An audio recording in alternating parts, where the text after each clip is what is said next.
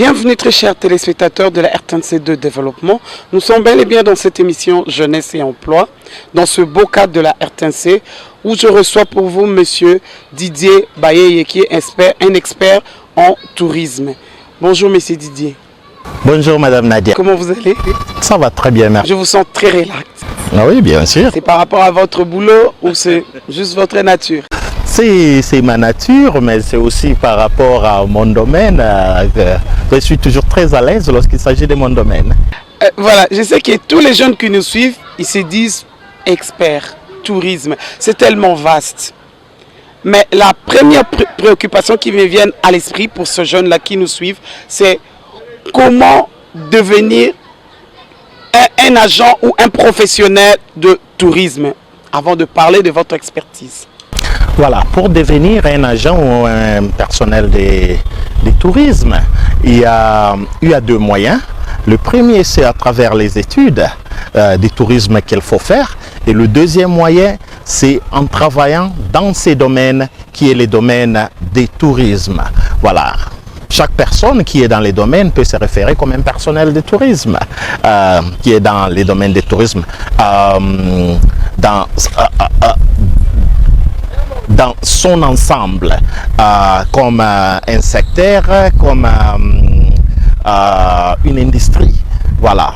On peut parler donc des personnels. On peut avoir les personnels, ça c'est pourquoi je parle dans l'ensemble, parce qu'on peut avoir par exemple les comptables, mais qui sont dans le tourisme, dans une entreprise de tourisme. On peut toujours se référer à eux. Non, ce sont des personnels de cette boîte de tourisme, donc le personnel de tourisme. Mais aussi, d'une manière un peu particulière, ce sont des gens qui ont étudié ces domaines. On peut également se référer à eux comme des personnels de tourisme. Est-ce qu'ici au Congo, je sais que le tourisme n'est pas très bien développé par rapport à d'autres pays, comme on voit la Tunisie, Maroc, Égypte, l'Afrique du Sud, que sais-je encore. Les jeunes qui veulent apprendre la particularité du tourisme, ils peuvent l'apprendre où?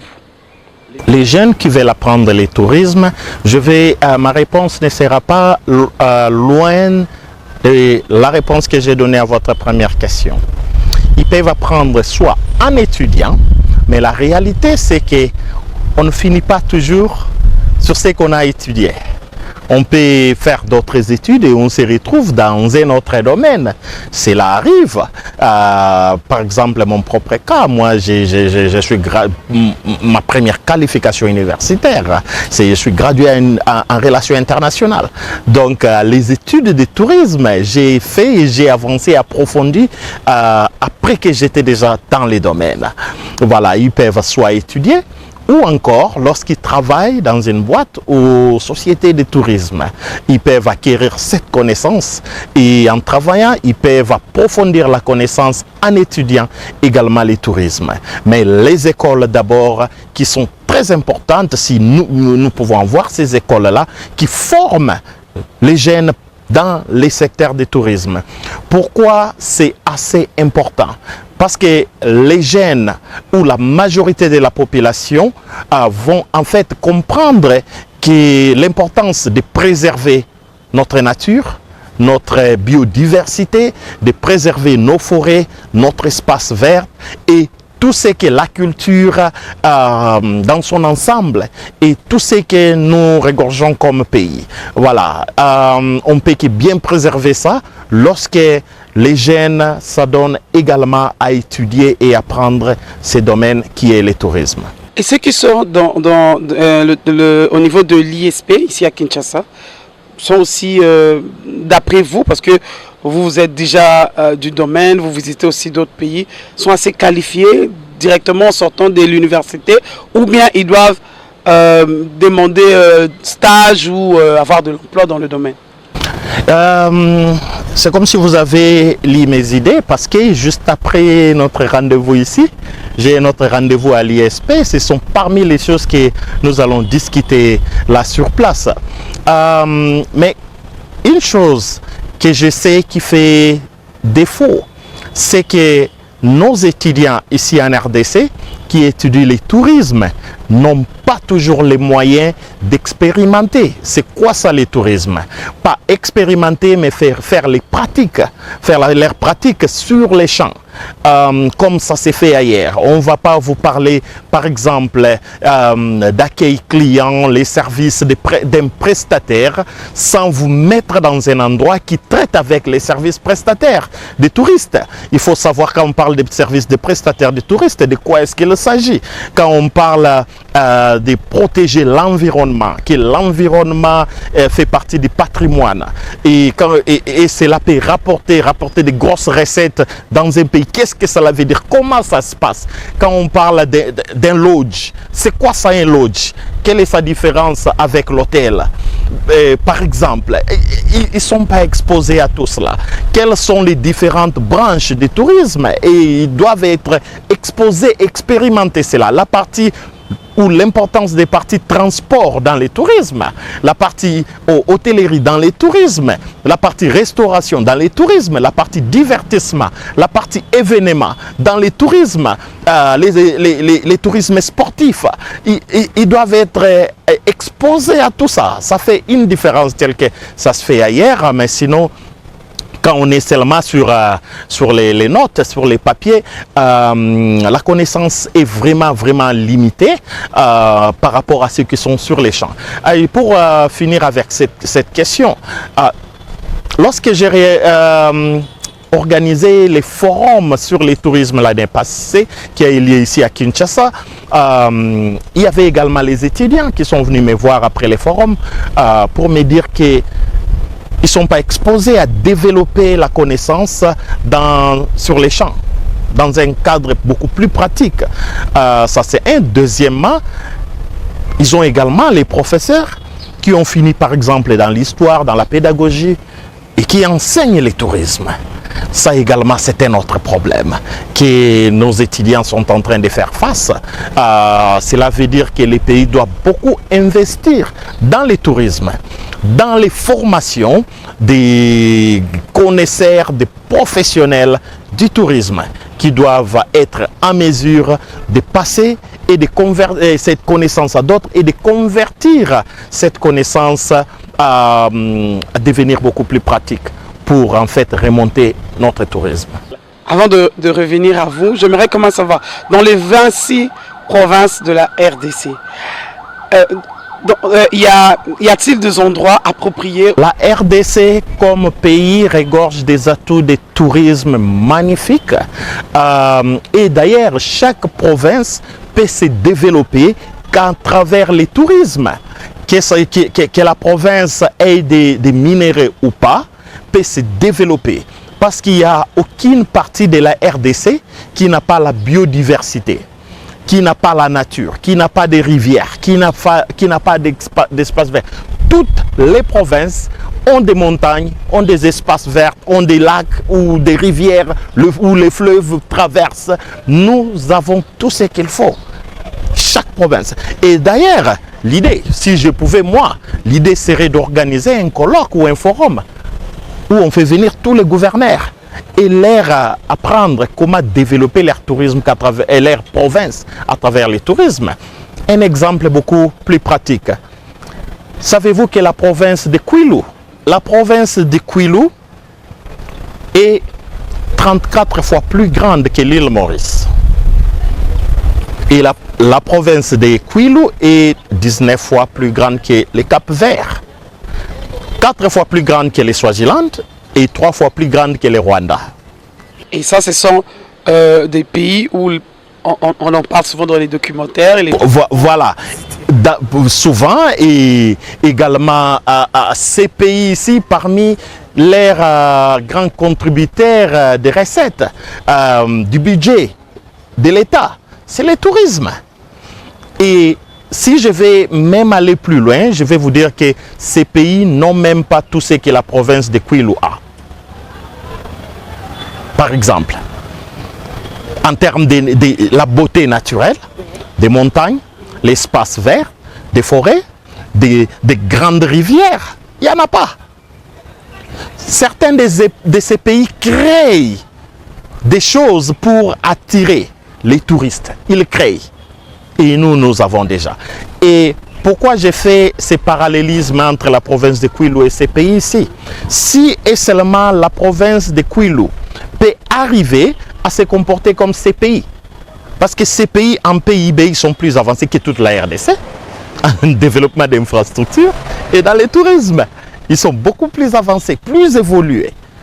Et si chaque province de la RDC peut vraiment s'investir dans le développement du tourisme, notre pays sera réellement un paradis, tel que plusieurs personnes déjà acceptent que ce pays c'est un paradis terrestre. Là où je pense beaucoup de touristes viendront pour y visiter et apprendre beaucoup sur la RDC.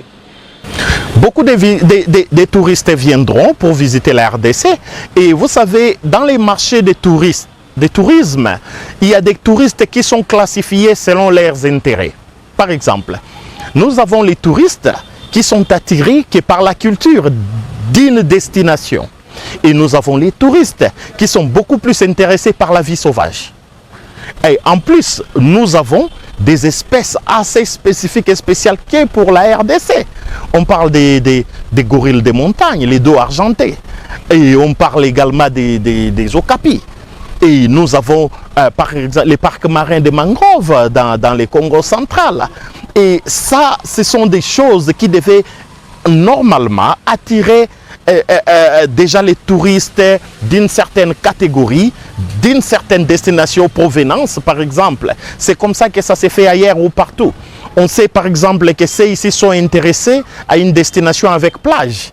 Et nous avons la plage. À Manda et à l'est aussi, certaines plages au bord des lacs. Au bord des lacs, oui. Et même au bord du fleuve également. Il y a des points qui font des belles plages. Et cela devait attirer les touristes qui sont intéressés par cela. Et nous avons également ceux qui font des montagnes. Des aventures sur les montagnes. Nous avons le Rwenzori qui a de la neige 365 jours de l'année. Par exemple, nous avons ceux qui font la randonnée ou encore des croisières. Nous avons le fleuve Congo qui est navigable de Kinshasa vers Kisangani, c'est 1700 km. Et il n'y a pas de bateau de croisière. Par contre, en Égypte, la ville le Nil est relié par la ville d'Uxor et Aswan sont reliés par le Nil. Longueur seulement de 216 km et il y a environ plus de 400 bateaux de croisière sur ces tronçons qui font les va-et-vient. Avant, je vous retiens encore parce que je dois aussi parler de vous.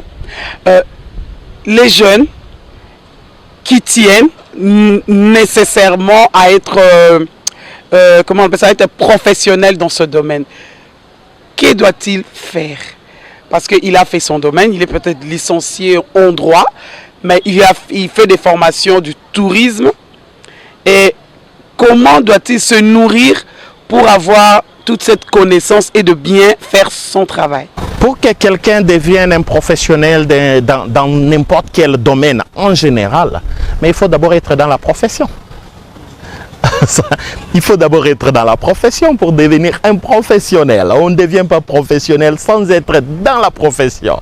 Et ça, on doit retenir. C'est pourquoi on tient à ce que le tourisme de la RDC puisse remonter, démarrer, prendre une autre ampleur. Parce que dans le monde entier, c'est un domaine qui crée beaucoup plus d'emplois. Et on parle de 313 millions de personnes dans le monde entier qui sont dans le tourisme. Et c'est beaucoup. Et avec nos ressources naturelles, si seulement on arrive à bien organiser les secteurs du tourisme, mais nous serons comme Dubaï. Dubaï n'a que du gaz, du pétrole, mais ils ont utilisé ça pour développer un deuxième secteur qui est le tourisme. Aujourd'hui, qui rapporte beaucoup plus d'argent à Dubaï que du pétrole. Et quand on parle de Dubaï aujourd'hui, on ne parle pas de pétrole. Les gens ne vont pas exploiter le pétrole. Ils vont pour consommer les produits touristiques. Oui, surtout quand ils visitent leur tour de 300 et quelques niveaux. C'est 163 niveaux. Voilà, quand vous descendez, on vous remet le CD à 30 $. Et pour monter là-bas, pour arriver au dernier niveau, vous savez combien on paye? Non. C'est 400 $ par personne. Hein. Ils se font juste de l'argent juste à cet immeuble-là. À cause de la notion que c'est le plus haut endroit où que l'être humain peut arriver avec ses 2 pieds. Sans monter en avion. Sans monter en avion. Dans le monde entier. Et ça, c'est la beauté du tourisme, parce que c'est tout un employé qui est là, qui vous fait monter, qui vous parle de chaque niveau. Et si vous êtes fatigué, parce qu'il y a des gens qui sont allés, qui n'ont pas pu atteindre le sommet parce qu'il y a des tourismes. Quand vous regardez, c'est tellement haut que quelquefois également, certaines personnes ont peur, on passe à toutes les catastrophes. On ne peut pas, mais quand vous y arrivez, mais vous allez voir comment et combien des centaines de milliers de personnes ont de l'emploi et travaillent dans ces secteurs seulement. Et la RDC en soi, c'est un chantier. S'il faut commencer à développer la RDC en tenant compte des aspects touristiques pour attirer les gens, mais moi je pense qu'il y a de la place pour tout le monde d'avoir le travail et même employer d'autres personnes pour faire le travail. Qui doit faire la politique dans tout ça pour que ça marche? Soyez vraiment bref, parce que je sais que les hommes politiques vous suivent et les membres des partis politiques, parce qu'il faut qu'on fasse quelque chose pour pousser à ce que les jeunes bénéficient de cet emploi. Et qu'on quitte seulement de richesse, de minerais, et qu'on passe à autre chose comme richesse, dans le tourisme. Voilà. Les politiques doivent bien sûr adopter des lois susceptibles de faire avancer le tourisme, parce que jusqu'à présent il y a des lois qui lient notre pays de ne pas avancer, même si on parle tourisme, mais c'est assez difficile d'avancer ou d'évoluer dans le tourisme. Et les politiques doivent reconsidérer cela, entre autres notre visa. On peut parler que le tourisme vient en RDC, mais le visa de la RDC n'est pas aussi aimable, n'est pas amical comme d'autres pays. On n'est pas compétitif du point d'accéder, entrer pour les étrangers par exemple. Ça coûte cher? Ça coûte énormément cher. C'est difficile. Par exemple, en Europe, on parle d'environ plus ou moins 250 € par personne. Quel est le visa? Quel est le visa? Si je peux vous donner un exemple pratique. Entre un touriste, vous êtes un touriste, et vous devez aller en RDC, vous faites les choix en RDC, où vous devez payer 250 € de visa par personne, ou en Ouganda, où vous allez payer 50 $ à l'arrivée, pas avant de voler, ou encore l'autre petit pays à côté qui accepte que les gens viennent, on leur donne les sous d'entrée à l'arrivée, que les touristes viennent. Le choix est clair. Même si je ne réponds pas, mais ceux qui nous lisent, ceux qui nous regardent, ils répondent déjà que le choix est clair. Le choix est clair. Et également, nous ratons et manquons beaucoup les touristes de dernière minute qui se décident en dernière minute. C'est un long week-end, je dois aller quelque part, je dois aller où? Voilà, je vais en RDC. Pour ces genres de voyageurs, dont la plupart également sont dans les business, la RDC rate. Parce que personne ne peut dire, c'est presque impossible de dire que je vais acheter les billets et c'est décidé dans mon 48 heures que je pars en RDC. Il faut commencer à aller chercher l'ambassade, combien coûtent les visas, aller et tout. Voilà. Je ne peux pas non plus chuter sans pour autant que vous parlez de vous. Comment avez-vous fait? Parce que là, les jeunes vont s'inspirer aussi, les jeunes qui sont à l'extérieur ou les jeunes qui ont les moyens d'aller à l'extérieur pour mieux expérimenter ou accroître leurs connaissances en matière de tourisme et devenir un jour professionnel dans ce domaine. Parlez-nous de vous. Voilà, si je dois parler de moi-même, je suis gradué en relations internationales, mais par après, en étant dans les domaines, j'ai 4 diplômes supérieurs d'université dans le tourisme, inclus la gestion de l'industrie touristique, dont j'ai les masters. Voilà, et je suis actuellement l'ambassadeur global du tourisme en Afrique.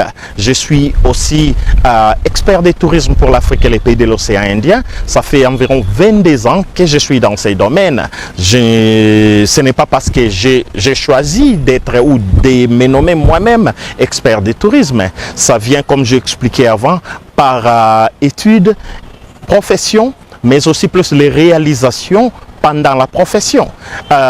Et ça, c'est ce qui fait l'expertise et ça contribue à la profession ou le professionnalisme dans un secteur. Voilà qui je suis et aujourd'hui la formateur et des professionnels dans les domaines de l'hôtellerie et du tourisme en Afrique et je travaille beaucoup plus proche avec les différents ministères du tourisme pour le développement du tourisme dans les différents pays africains. Voilà, en bref. En bref, en tout cas, ils vous ont très bien suivi. Ici, est-ce que tu es en contact avec notre ministre actuel? Pas encore, les ministres actuels, pas encore, mais sinon j'ai toujours été en contact avec plusieurs ses prédécesseurs. Nous avons été en contact, il vient à peine d'être nommé et je crois qu'on aura le temps de le voir également. Pensez-vous que dans 20 ans, comme ça, si vous fermez les yeux, le tourisme peut devenir aussi un secteur qui va ramener beaucoup d'argent ici au Congo, dans 20 ans? 20 ans c'est beaucoup. 20 ans, pourquoi 20? Pourquoi 20? Vous savez, quand j'étais à Dubaï, avec tout ce que Dubaï contient et tout ce qui se passe, et lorsque vous leur demandez qu'est-ce que vous avez fait, ils ont la mentalité de rendre Dubaï meilleur maintenant, pas demain. Oui, bien sûr qu'il y a les projets du futur, mais tout ce qu'ils font, ils le font comme si c'était une compétition pour gagner aujourd'hui. Voilà l'idée. Pour gagner dans 20 ans ou devenir meilleur dans 20 ans, on doit commencer maintenant. On ne doit pas attendre parce qu'il y a cette mentalité de dire que c'est demain. D'ailleurs, dans plusieurs pays, on commence à refuser cet adage de la jeunesse d'aujourd'hui, c'est le futur de demain. Mais non, puisque demain, il y aura toujours une autre jeunesse. Et rien ne se fait parce qu'on pense demain, demain, demain. Donc, on doit commencer aujourd'hui. Il ne faut pas renvoyer à demain ce qu'on doit faire aujourd'hui. Voilà. Bien dit. Un mot pour finir à tous les jeunes qui vous suivent et qui pensent que c'est possible que moi aussi je m'intègre dans cette profession ou dans ce domaine de tourisme. Voilà, pour les jeunes qui aiment le tourisme, on parle beaucoup plus des jeunes, mais le tourisme, c'est pas que pour les jeunes. Hein. Oui, parce qu'ils ont moins de 18 jusqu'à 36 et voilà. Révolu. Voilà, le tourisme, c'est pour tout le monde, mais quand on parle pour la jeunesse, c'est parce qu'on sait que vous avez encore, nous les jeunes, nous avons une longue vie devant nous et nous devons prendre conscience de ce que nous sommes et de notre tourisme, savoir que nous avons un beau pays et nous pouvons donc faire la différence si nous mettons du sérieux dans le tourisme de notre pays, si nous nous tenons main dans la main et plaidons tous pour l'avancement et l'évolution du tourisme. Nous devons même arriver au point d'être compétitifs avec d'autres pays, de la sous-région, de la région, de la sous-région, du continent et pourquoi pas du monde entier. Voilà, ayez cette motivation. Le tourisme, c'est la passion. Ayez la passion du tourisme et vous ne serez pas déçus. Merci. Sur ce mot, d'abord, moi, je vous dis merci d'avoir accepté cette émission. C'est moi qui vous remercie. Très ravi. Je pense que ce n'est pas la dernière fois. On va encore vous recontacter pour parler de d'autres domaines, mais qui contournent toujours dans le domaine du tourisme. Merci à tous nos nombreux téléspectateurs qui nous ont suivis à travers cette émission.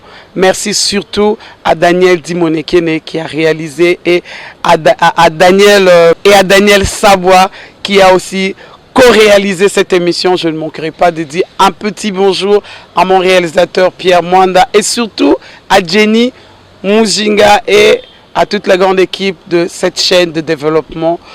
On se retrouve prochainement. Si vous voulez me contacter, contactez-moi à ce numéro qui est devant vos petits écrans.